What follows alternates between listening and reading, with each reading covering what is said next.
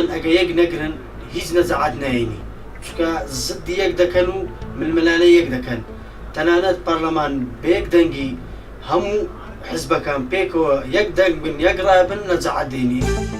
ئەدای ئەندە پەرلەمانەکانی کوردستان ئەدایان زۆر باشە ئەندە پەرلەمانی چالاکمان هەیە بەڵام زۆر جار کاری سیاسیەکان کە لە پشتەوە بۆیان دێت تەسیر دەکات سە ئەدایان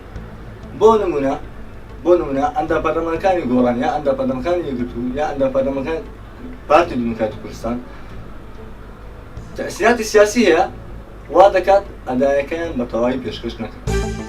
پارلەمانی کوردستان گەورەترین دەسەڵاتی تەشریعی و یاسادانانە لە هەرێمی کوردستان بۆیە پێویستە خزمەتی خەڵکی کوردستانی تێدا بکرێت و بە بڕیارەکان و یاساکانی نەبێتە جێگای مزایداتی سیاسی.